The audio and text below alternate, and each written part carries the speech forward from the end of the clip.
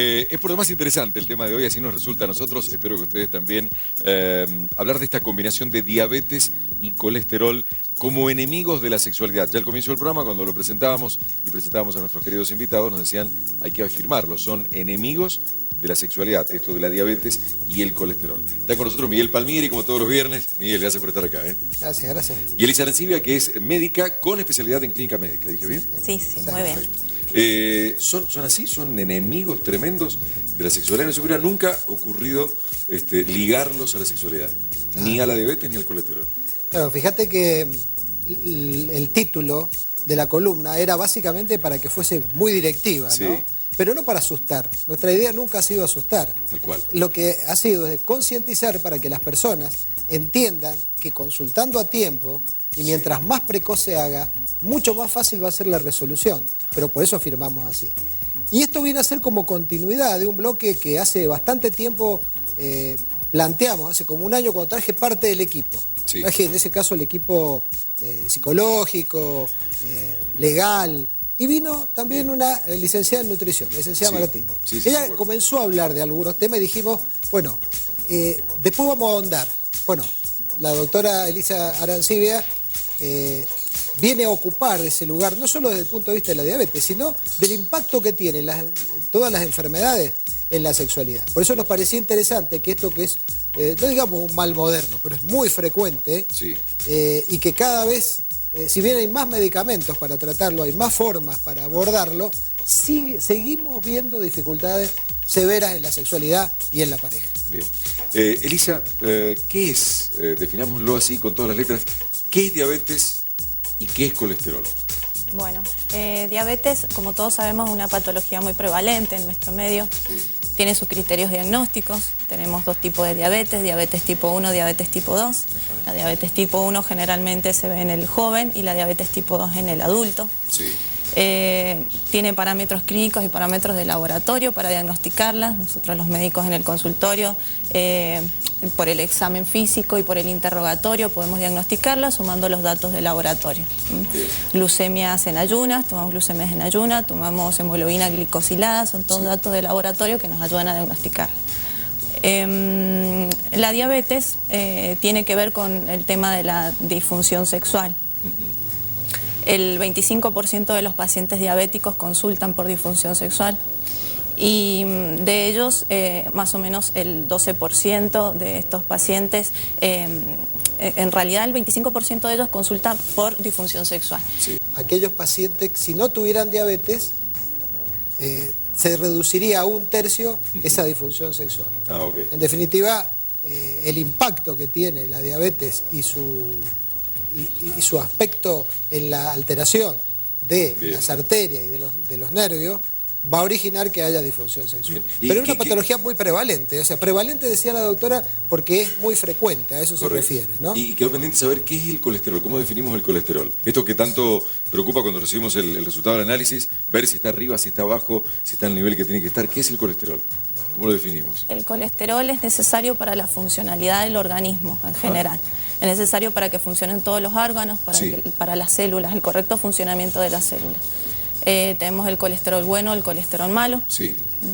Pero obviamente en exceso el colesterol provoca un diagnóstico que nosotros llamamos dislipidemia. Bien. O sea, ahí empezamos a entender lo difícil que es cuando estos valores están por encima de ese valor de referencia que se lee cuando nos hacen un análisis de sangre, ¿no? Claro, el tema de los lípidos en sangre, colesterol y triglicéridos. ¿Por qué pusimos colesterol? Porque es lo que la gente habitualmente mira, dice, tengo el colesterol alto. No, es una de las cosas que la gente llega a consultorio y dice de esta manera, ¿no? Por encima de determinado rango. Sí. Ahora, por sí esto, ¿va a originar problema en el corto plazo? Sí. No.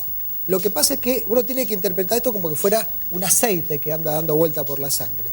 En la medida que ese aceite, vamos a simplificando para que la gente entienda, aumenta, facilita que la arteria empiece a tener, la arteria es un cañito que lleva sangre, como si llevara combustible, que es la sangre, entonces esa arteria lo que empieza a tener es la posibilidad de dañarse adentro, de tener como la arteria, si uno la mira totalmente yo diría sana, no tiene ningún tipo de rugosidad, no tiene ningún tipo de alteración. Entonces, se altera la microvasculatura y la macrovasculatura en el caso de los diabéticos. Y eso da una alteración que se llama, cuando se endurece, aterosclerosis.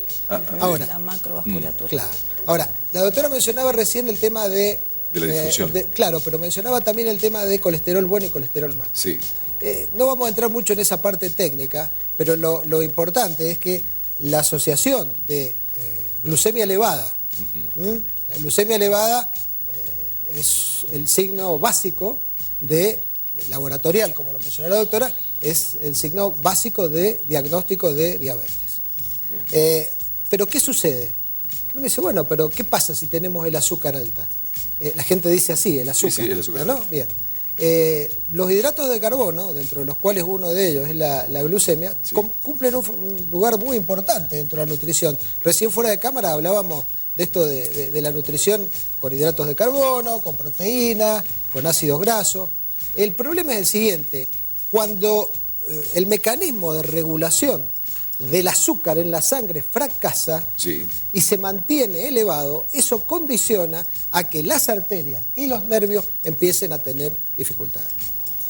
Las arterias, lo que acaba de decir la doctora, que empiezan como a comerse por el sector interno.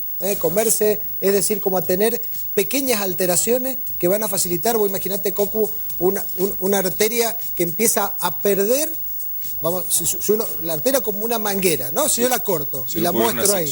Exactamente, yo la corto y en definitiva esa manguera se empieza a achicar y adentro hay sangre. ¿Qué va a pasar? Se va a empezar a achicar y puede, inclusive en un momento determinado... Dejar de circular. Exacto, o se pone un trombo, o se desprende de un trombo y se coloca un émbolo. Bueno, cualquiera de estas cuestiones nosotros no la vamos a tratar ahora porque son accidentes cerebrales. En todo caso, más adelante hablaremos de este tema a nivel cardiovascular. Bien.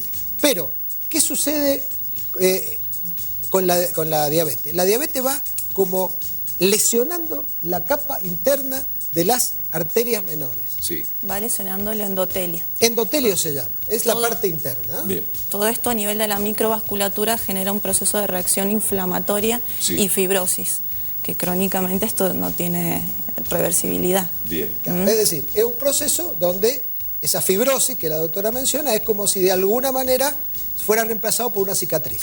No es exactamente igual, pero eso. Ahora, vos imaginate que hay una cicatriz dentro de la arteria, con lo cual esto lo complejiza porque es un órgano vital. Y las arterias están en todos los órganos.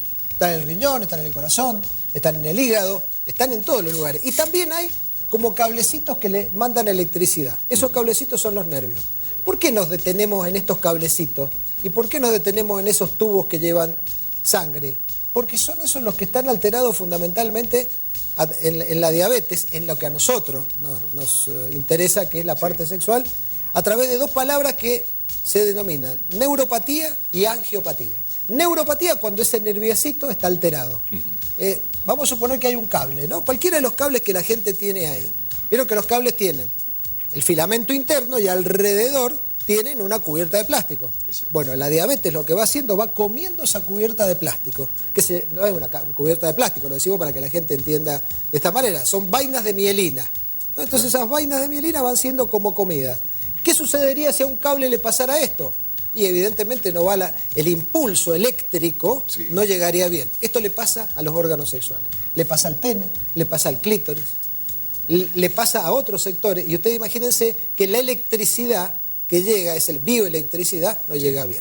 Pero si además de esto, la arteria que le envía el combustible, la sangre, está achicada por esa microangiopatía que mencionó la doctora, ¿qué va a pasar? Por un lado, le llega menos sangre. Y por el otro lado, no le llega electricidad. Y eso es lo que le pasa al diabético, sobre todo al diabético hombre. Que es que ese órgano, que es el pene, que necesita de sangre, una arteria, y de electricidad, el nervio erector, los dos están fallando. Entonces, de repente, después de 10 años de diabetes, una persona joven empieza a tener disfunción erectiva. Y esto es uno de los problemas básicos por los cuales, por la gran frecuencia, por la gran prevalencia, mencionaba la doctora, que tiene la diabetes, uno debe poder como hablarle claro a las personas. Si uno quiere minimizar los efectos que tiene sobre la erección en el hombre. En la mujer es un poco menos, pero también, así como le pasa al pene, le pasa al clítoris y le pasa a la vagina de la mujer. La vagina de la mujer a veces empieza a tener, por esa alteración de lo que ella llama el endotelio, ese sector interno, empieza a tener infecciones. ¿Y qué pasa cuando una mujer empieza a tener infecciones dentro de sus genitales? Le empieza a doler cuando penetra. ¿Y qué pasa cuando una mujer accede a la penetración y eso le duele? Empieza a hacerlo por obligación. ¿Y qué pasa con eso? Supuestamente pierde el deseo. No, no es que pierda el deseo. Lo que no quiere es que le duela. Ahora, fíjate cómo poder explicarle que esto le viene pasando. La mujer viene, se coloca el óvulo, dice, bueno, mejoré un poquito, pero de nuevo otra infección. Y de nuevo otra. Entonces, la lubricación de la mujer, digamos, el mojarse, va perdiendo esa posibilidad, sí. Y lo que va haciendo es que duela. Dispareunia se llama eso. Hagamos pequeña pausita para ver qué nos dice la gente, porque llega un mensaje a través de las vías de comunicación. ¿Majo? Sí, Coco. Miguel, la pregunta es para vos. Nos llega esta consulta, si bien lo hemos hablado, pero precisémoslo. La consulta es la siguiente: ¿qué indicadores hay, sexualmente hablando, que señalen que hay algo que está mal con respecto a la diabetes o el colesterol? Bien, señales claras pide la gente, porque la gente está muy atenta a lo que estamos charlando. Claro, señales claras. A ver, muchas diabetes llegan o sea, no lo sabe la gente, ¿no? Pero llega con una disfunción erectiva. Y a lo mejor medicada con Viagra. Hombres jóvenes que han venido, han tomado Viagra, no les da resultado. Y uno les pregunta, ¿tiene sed en exceso? ¿Está comiendo mucho últimamente? ¿Está orinando mucho? Se le interroga por los síntomas, los poli. Claro. Polidipsia, poliuria, exactamente. polifagia. Así se llaman esos tres. Los poli, que la doctora menciona, sí. Polidipsia, ingerir mucho líquido, polifagia, comer mucho, y poliuria, orinar mucho. No, fíjate, la doctora está haciendo como diría, la traducción médica, bien técnico, bien médica, técnica, sí. Y le ponemos a la gente de qué significa para que... Entonces la doctora pregunta eso en nuestro consultorio. Y a lo mejor la gente dice, sí, fíjese que esto me viene pasando hace mucho tiempo atrás, pero ¿qué tiene que ver si a mí el problema es erectivo? No, a veces vos cuando rastreas el problema erectivo a la gente, le apareció hace 4 o 5 años atrás, pero nunca le rastrearon diabetes, porque no lo asoció, porque no consultó, porque es un enemigo silencioso, excepto esto de que, bueno, será por el calor que tomo mucho... Pero mira que te pasa en invierno también cuando tomas líquido.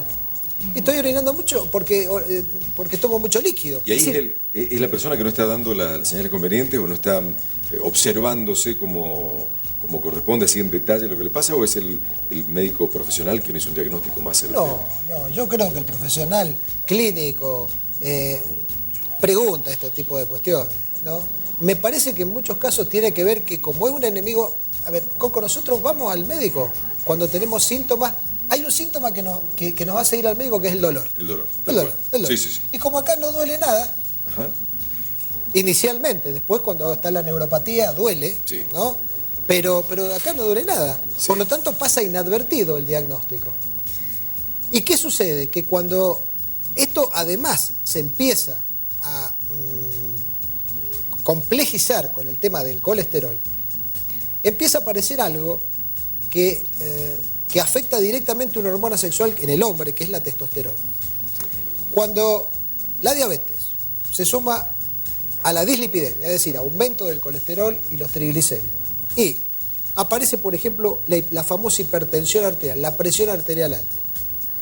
Por más que haya buena testosterona, el efecto está frenado por todo este disturbio metabólico que hay. Entonces son hombres que empiezan a tener temas erectivos, hombre, y se desesperan. Fíjate que todavía no hemos hablado de lo psicológico, hemos hablado puramente de lo físico. Que seguramente quedará, como siempre, por falta de tiempo para otro capítulo. Pero quiero preguntarte, ¿esto que estamos hablando le atañe tanto al hombre como a la mujer? Los síntomas sexuales, sí, pero... Digo, que la diabetes y el colesterol incidan tan fuertemente en la actividad sexual. Sí, inciden. La doctora acaba de decir que... Un poco más frecuente en el hombre. Más frecuente en el hombre. Más frecuente en el hombre, sí. Pero, ¿qué sucede? Que en muchos casos, Coco, y esto también queremos decírselo, estas personas están en tratamiento psicológico porque son personas que están ansiosas. Y son personas que, y lo que le pasa es que él está muy ansioso, por eso se le baja. O lo que pasa es que ella está muy estresada, por eso le duele. Y entonces entra en un tratamiento psicológico. Ojo, ojo con esto. Primero, cuando llegan, aspecto clínico, descartar todo lo físico. Después, cuando uno descarta todo lo físico y ve que todo está todo dentro de los parámetros normales, fenómeno. Ahora, sí, y esto por ahí la gente se enoja porque quiere empezar muy rápidamente y con esto podemos hacer como un cierre.